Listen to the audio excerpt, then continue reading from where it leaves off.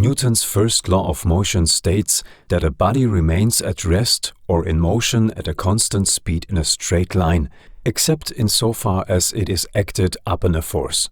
But with respect to what is that rectilinear and uniform motion defined? Newton would argue that it is defined with respect to his absolute, unobservable and unphysical space, which defines inertial frames. But Ernst Mach would argue that it is something physical that defines them, the background distribution of all masses of the universe. Following Mach's principle, inertial motion is not the result of an absence of forces, but the interaction with the causally connected rest of the universe. Newton's third law states that for every force in nature, there is an equal and opposite reaction. When a force is applied to a mass which is stationary or at constant velocity, an equal and opposite inertial force appears. According to Newton, this inertial force arises from motion in a non-inertial reference frame. But how can an absolute space without physical properties react with an observable and physical inertial force?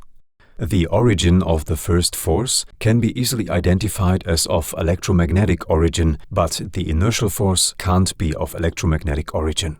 Curiously, inertial forces are proportional to inertial mass, which is equal to gravitational mass following the equivalence principle. An inertial force is locally indistinguishable from a gravitational force. If inertial forces are not fictitious or pseudo-forces, but forces arising from an interaction, that interaction must be gravitational. The way in which the rest of the universe is connected to an inertial mass must be through gravity. The modified inertia models of Sharma or Treda, which implement the idea of inertia being of gravitational origin, are based on the same field equations as gravitoelectromagnetism and Maxwell's equations. In Maxwell's electromagnetism, the electric field of a moving charge with constant speed is perfectly synchronized with the moving charge. This comoving field, which satisfies the postulate of relativity, by which there is no physical difference between a frame at rest and a frame in uniform motion, can be mechanistically explained through wave mechanics by a combination of wavefront retardation and superposition effects of the scalar potential field, as Dielect's channel explains. This is not the case when the charge is accelerated, in which the field is not synchronized and seems to act against the accelerated motion of the charge.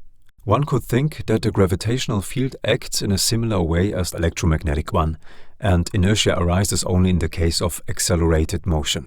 This is a feature of Sharma and Treda's models, in which inertia forces don't have to be postulated but arise from the gravitational field, and more precisely from an induction effect of a gravitoelectric field. In general relativity, masses follow geodesics in spacetime in absence of external forces. Geodesics are the paths of least spacetime distance and the paths of least energy, and extra energy is needed to depart from a geodesic. But why is extra energy required to depart from the path of geodesic? This question is equivalent to the question of why mass has inertia, or where do inertial forces come from. All masses have an associated curved spacetime, or according to Newton, an associated gravitational field. When the mass is stationary, the curved spacetime around it counteracts its outward acceleration, maintaining equilibrium with respect to itself. Following the reasoning of Idealist's video, when a mass is moving at a constant velocity, the object is curving spacetime in front of it at the same rate it is curving spacetime behind it. The mass is attracted to the new curved spacetime, but also attracted in the same way to the space it is leaving, so that its velocity rate does not change due to this balance.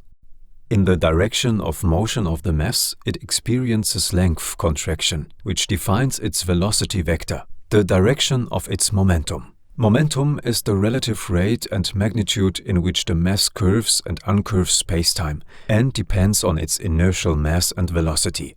It takes more energy to push the mass with increasing velocity until reaching the speed of light, the moment at which it takes infinite energy to curve and uncurve spacetime faster.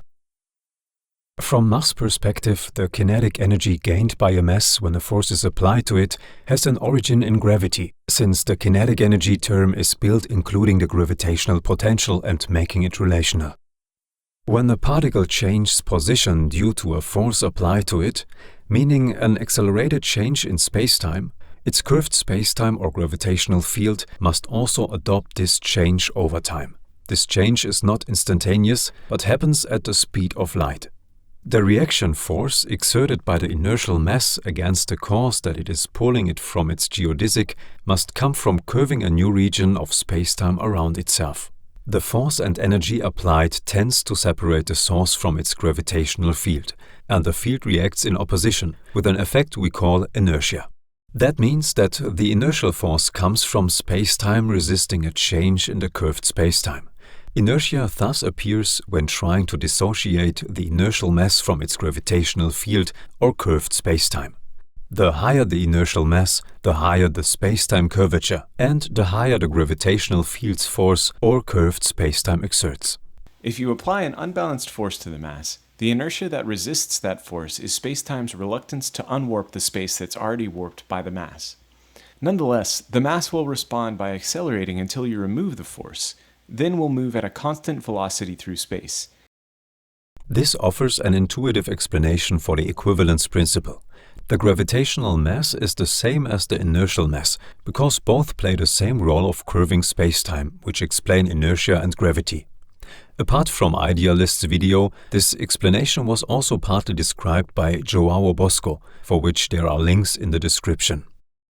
But as in the Newtonian case, it can't be just space, or in general relativity, the spacetime of the Minkowski metric, the one that resists acceleration. It must be the gravitational field or curved spacetime, which depends on the rest of the masses of the universe, as Mach conjectured. This could be thought as if the effect of accelerated motion from an inertial mass through the curved spacetime depended on how much spacetime is already curved. Quantitatively, this effect could be formulated as a dependence on the potential of distant masses, and it is exactly how the Reissner's and Schrödinger's relationship appear in the modified theories of inertia of Scheyama and Schrader. The gravitational constant, moved to Newton's second law, depends on the potential of the rest of masses of the universe. And what if this effect was nonlinear, as the nonlinearity of gravity in general relativity suggests? The sum of the effect of the curved spacetime from different sources would be nonlinear, and the superposition would not hold. This would mean that inertia would depend differently from the linear sum of local and global contributions to the gravitational field. One could think about this as if Mach's reference frame of the global distribution of matter, for which he substituted Newton's absolute space, would be shared non-linearly by local and global gravitational fields, depending on their strength. Not only distant masses would determine which is our Newtonian rest frame, but also local masses would. From the Newtonian perspective, this translates into the inertial mass depending non-linearly on the local and global gravitational field. And this is precisely what MOND suggests, since it can be equivalently reformulated as a correction factor to Newton's second law based on the local and global accelerations or field intensities through Reissner's and Scheyama's relationship and the coincidence of MOND's acceleration parameter with the speed of light and the radius of the observable universe. In a special relativity, velocities are relative and accelerations are absolute, and the Lorentz correction factor contains a fraction of velocities. If acceleration is relativized, as a Machian perspective requires, shouldn't a factor containing a fraction with accelerations or field intensities arise? Can MOND be derived phenomenologically from Mach's principle and the relativity of acceleration and inertia in a relativistic modified theory of inertia?